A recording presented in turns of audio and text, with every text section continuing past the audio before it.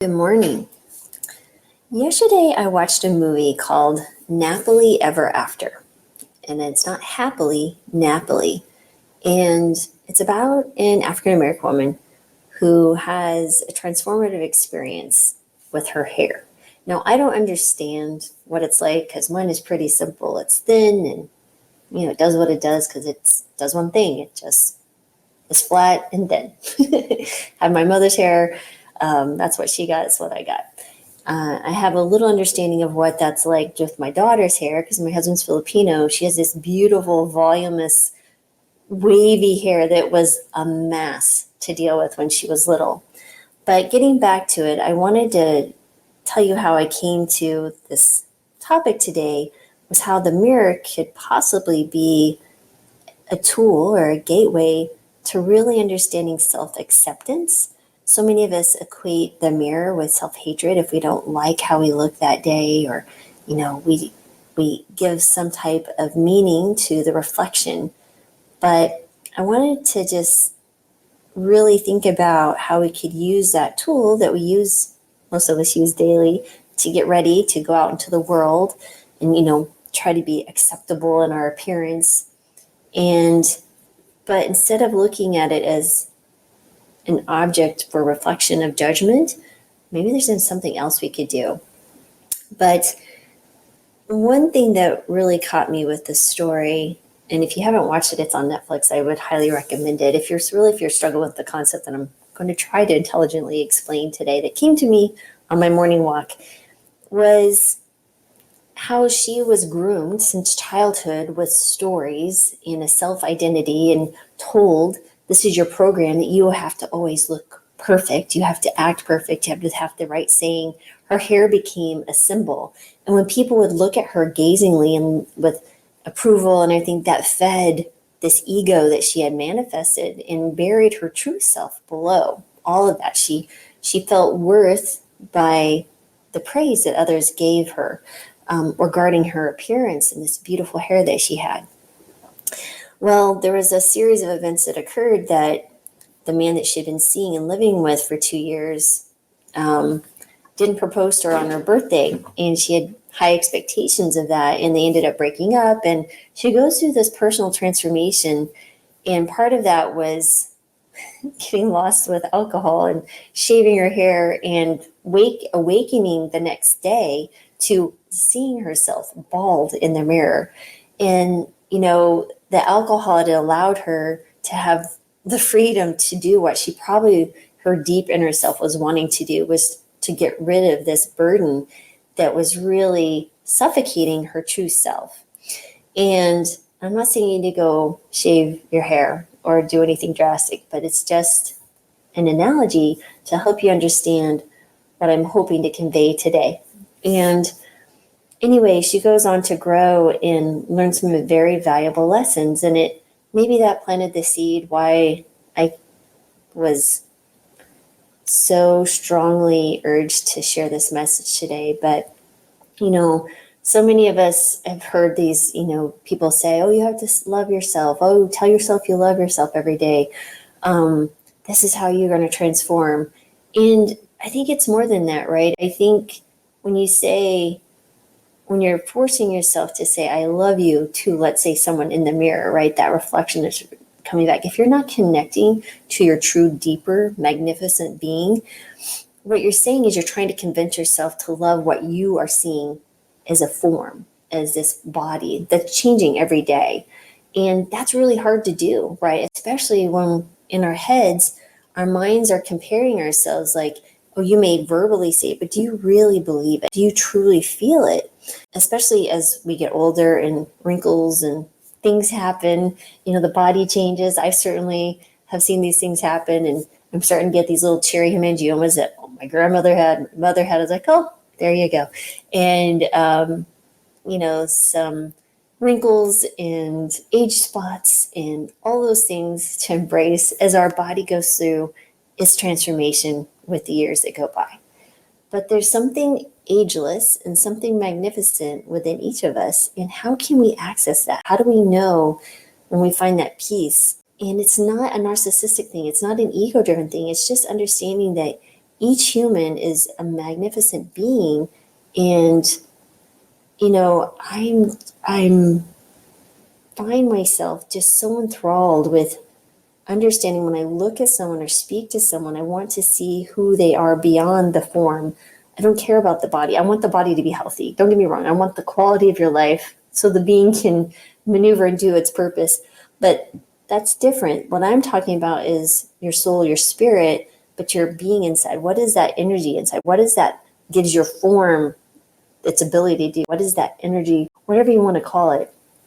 How do we connect to that? And that is what we want to be seeing, how we truly love. And so here is an exercise. I hope you'll find it helpful. Let me pull it up here.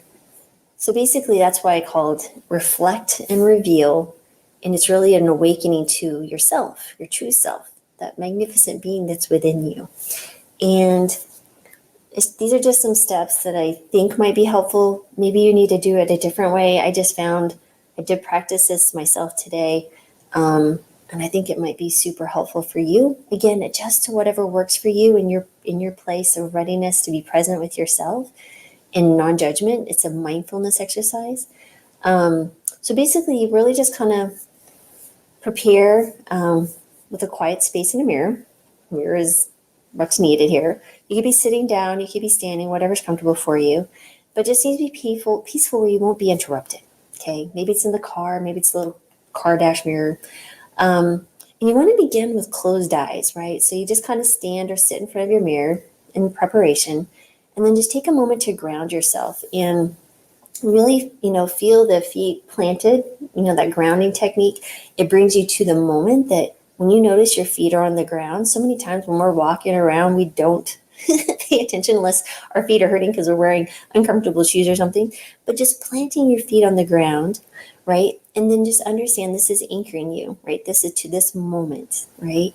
And then next, connect to your body. And I think the easiest way to do this is really just close your eyes and imagine yourself like the feeling going up from your feet and just rising to the top of your head, and then connecting with your breathing, right? So really focus on the breathing, just breathing in and out.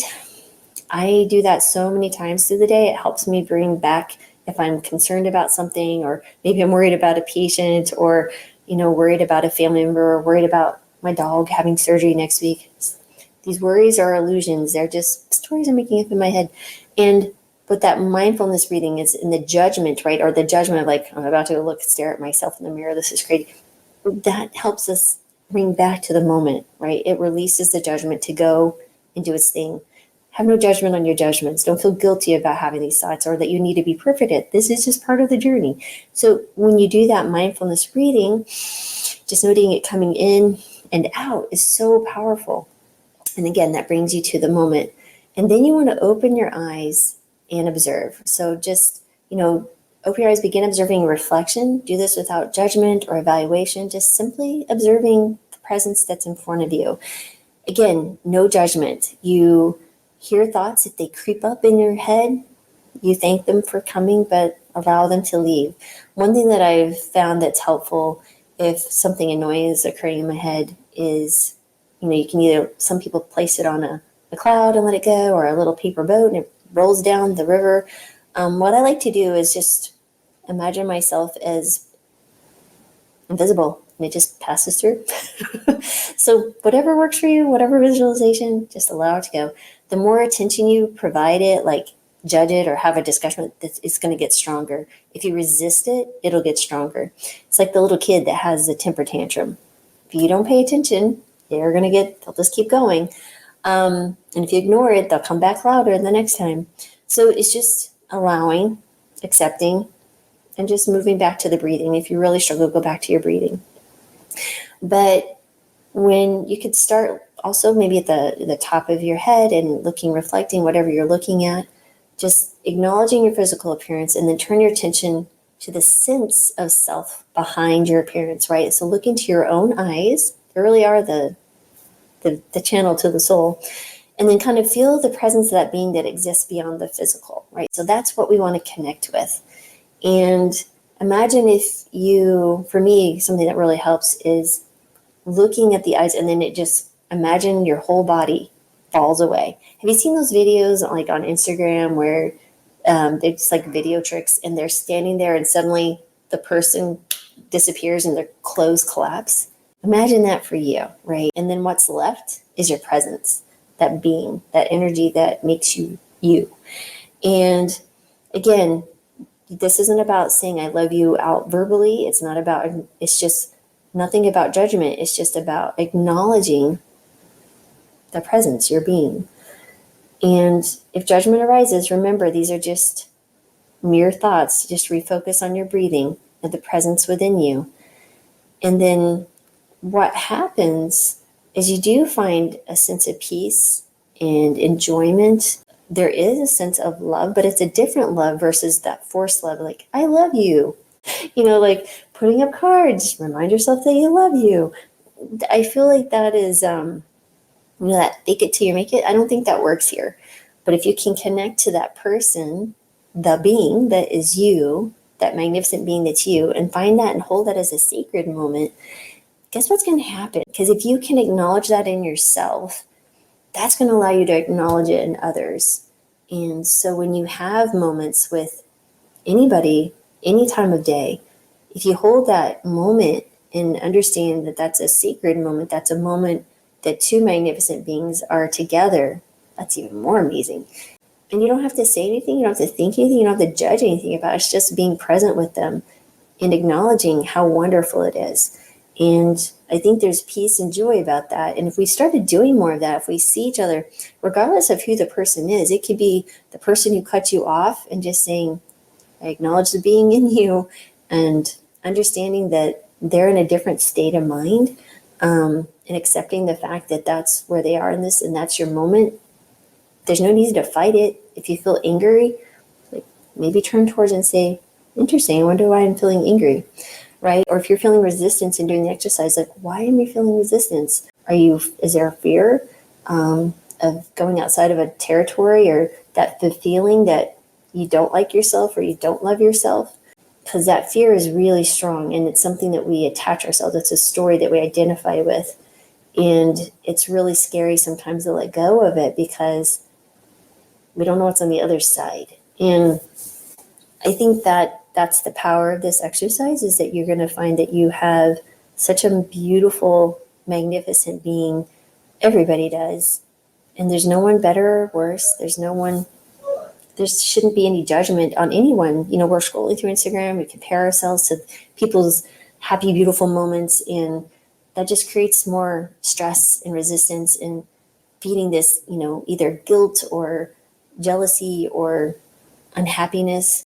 But if you look at yourself and notice that you are sacred, you have a purpose, you are here at this moment in this time for a reason, and just connect with it, that's really powerful. So I hope, I'll keep this short, but I hope that's helpful. I wanted to start ending, I think I've said this in the last few, but ending with giving you something, and because you've spent time with me, and that's, again, the most precious thing you can give me is your time and listening. So I appreciate that so much. So I am sending you love, joy, and peace wherever you are in the world and whatever time you're watching this, be it currently live or later. And know that you are a sacred being and loved. So hope that's helpful. I know it's a little different than learning about diabetes and insulin resistance, but I felt really compelled and strongly about it today. So I let it go. I'm putting it out there. So you guys have a wonderful rest of your day, wonderful rest of your week. I'll see you next time.